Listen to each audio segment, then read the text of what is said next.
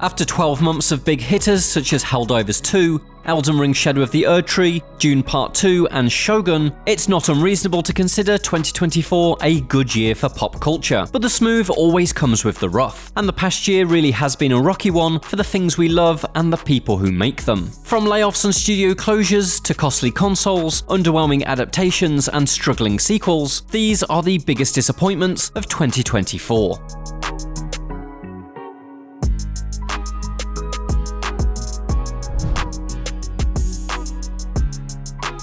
The games industry found itself facing a crisis in 2023 as many publishers and studios, both large and small, made scores of staff redundant in an effort to cut costs. But the pains of that year would be repeated in 2024, which has seen an estimated 13,000 job losses, a 23% increase year on year. The cuts have seen thousands of talented studio staff thrown into the most difficult job market the games industry has ever seen, with developers attempting to find new roles in a landscape where companies are slimming down. Among the major companies cutting staff loose have been Riot, Microsoft, Bungie, Unity, Take-Two Interactive, EA, and PlayStation. Such businesses have reduced their staff numbers for a variety of reasons and factors, be that rising development costs, shifting player habits in the years following the COVID-19 pandemic, and the global impact of the Russian invasion of Ukraine. Whatever the reasons, remaining staff at these publishers and studios must continue to work in uncertain times without the aid of their former colleagues. Adding to the dismal picture are several studio closures. Perhaps the most prominent among them is Arkane Austin, Bethesda's immersive sim specialist responsible for the acclaimed Prey. Sadly, its most recent release, Redfall, was a critical and commercial bomb, a situation that seemingly sealed its fate. Arkane Austin was shuttered by parent company Microsoft, along with AlphaDog Games, Roundhouse Games, and Hi-Fi Rush developer Tango Gameworks. Somewhat miraculously, Tango was rescued by Krafton in a last-minute turn of fate. But such good news is rare. Also suffering closure this year was PlayStation's London studio, Galvanic Games, Avalanche Studio Group's New York and Montreal studios, as well as others. To say it's been a tough year is an understatement.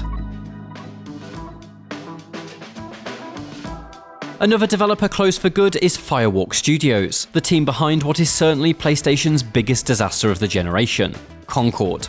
A PvP hero shooter, its long and costly development meant it arrived long after the genre had peaked in popularity. But despite being developed by many FPS veterans, hailing from the likes of Bungie and Activision, what could have been PlayStation's next big multiplayer phenomenon struggled to stand out from the likes of Overwatch and Apex Legends, thanks to its lackluster character kits and standard fair objective design. From the outside, Concord simply looked like another typical hero shooter, which meant few wanted to see what was going on inside. It's not an exaggeration to say that almost no one turned up for its August release. It achieved a high of just 697 concurrent players on Steam during its first week. Less than 2 weeks later, Sony pulled Concord from sale, refunded players, and shut the game down. By the end of October, Firewalk Studios was closed for business. It all sadly means that Concord is gone without a trace. Well, almost. An episode of Amazon's secret-level animated series serves as a prequel to the ongoing Concord in-game story that never happened. A similar, thankfully less tragic story also happened earlier this year with Rocksteady's Suicide Squad Kill the Justice League. After months of poorly received marketing, Suicide Squad launched as a critical and commercial bomb. As with Concord, much of Kill the Justice League's failings were due to chasing trends that players have long since largely tired of. In this case, the Destiny-style live service shooter grind. It didn't help that Suicide Squad resembled Crystal Dynamics' ill-fated Avengers game from a few years back, which similarly annoyed players for being a repetitive multiplayer PvE game. In Suicide Squad's case, it was a shattering fall from grace for a studio that previously made beloved single-player Batman games. Many of us just wanted more of that best-in-class superhero action with a villainous twist. But sadly, Warner Bros.' chase of live service revenue seemingly got in the way. Not that it paid off. An initial lack of sales and dwindling players has contributed to a significant revenue decline for the company. Thankfully, Rocksteady has not paid the price for this and remains open for business.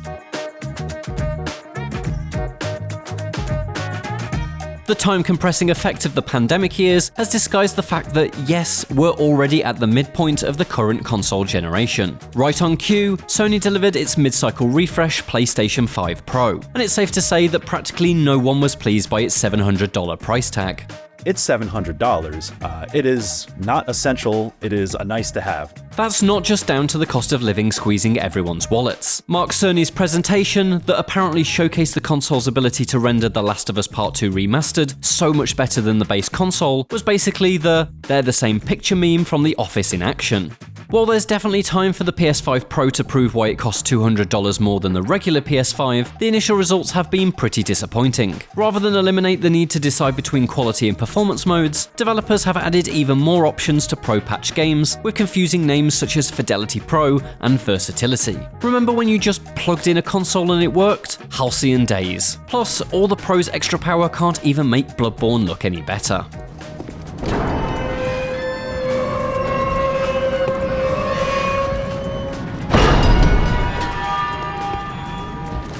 At least Sony fans got a console though. After months of rumours that Nintendo was due to announce its successor to the Switch, the company announced a brand new piece of hardware, an alarm clock. Yes, the Alarmo is a $100 clock with game-themed alarms, and a motion sensor that can detect when you've got out of bed. It's hardly the Switch 2 we were hoping for, and even when it comes to Nintendo's history of weird hardware, the Alarmo is far from the most interesting or bizarre, a true disappointment from the House of Mario. Over in the realm of television, things have largely been bright thanks to the likes of Arkane, Shogun, and Fallout. But 2024 also saw some traditionally reliable shows struggle to maintain their quality. Season 3 of The Bear certainly wasn't bad. It once again provided some solid character drama and beautifully shot kitchen nightmares. But compared to the incredible highs of the first 2 seasons, this third chapter fell significantly short. Its frustratingly slow pace clashed with the lightning speed of previous years, and the focus being almost entirely on Kami's inner crisis forced valuable characters like Sydney into the sidelines.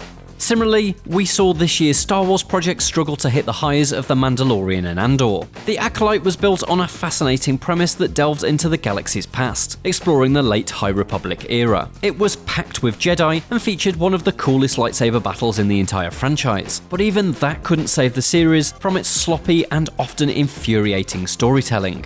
The Acolyte's saving grace could have been Manu Jacinto's Sith Lord the Stranger, who sports one of the most menacing helmets in all of Star Wars. But while deeper exploration of his character could have resulted in a much improved Season 2, we'll never get to see that thanks to Disney axing the show entirely. This isn't just a Disney problem. Netflix has also continued its habit of cancelling shows after barely giving them a chance to realise their full potential. 2024's Netflix cull included Chaos and Dead Boy Detectives, which joined last year's Lockwood & Co. in the cancelled after a single season club. This year's Fallout was a stellar exercise of how to adapt a video game for television, with Amazon's Wasteland show being among our TV highlights of 2024. But it seems like Fallout's success isn't a guaranteed indicator that every Amazon video game show will be fantastic, as proven by the dreadful Like a Dragon Yakuza show that landed on the service several months later. Featuring no karaoke, far too little Majima, and far too much melodrama, Like a Dragon totally failed to capture the stark contrast between serious and silly that the Yakuza games thrive on.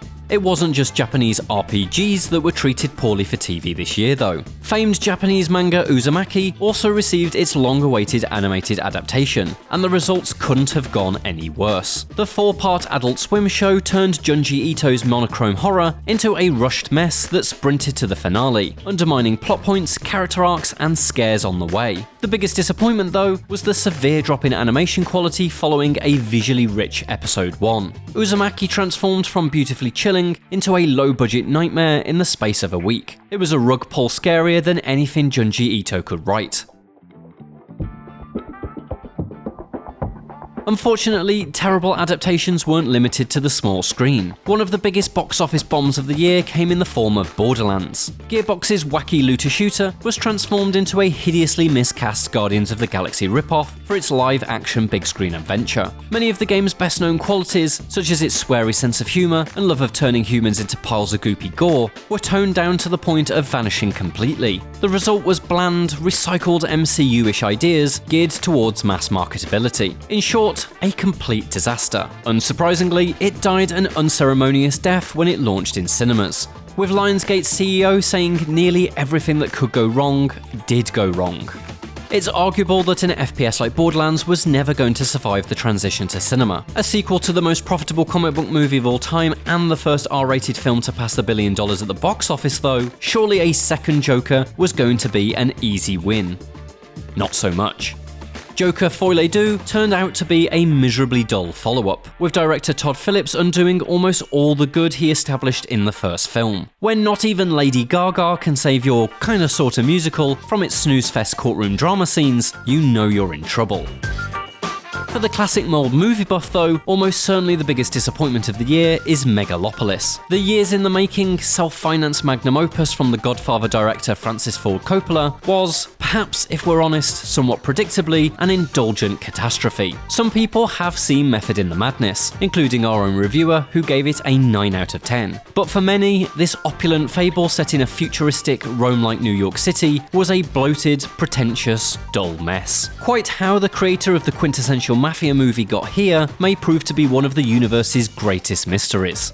From studio closures to box office catastrophes, 2024 has had some real low points. It's hard to find a silver lining in some of them, and we continue to hope that the industries that make our favourite things will turn a better corner in 2025. But in other instances, it's the downs that make the up shine brightly, and you can find many of those bright stars in our roundup of the best reviewed games of 2025. And for even more looks at the year's greatest hits across games, movies and TV, stick with IGN.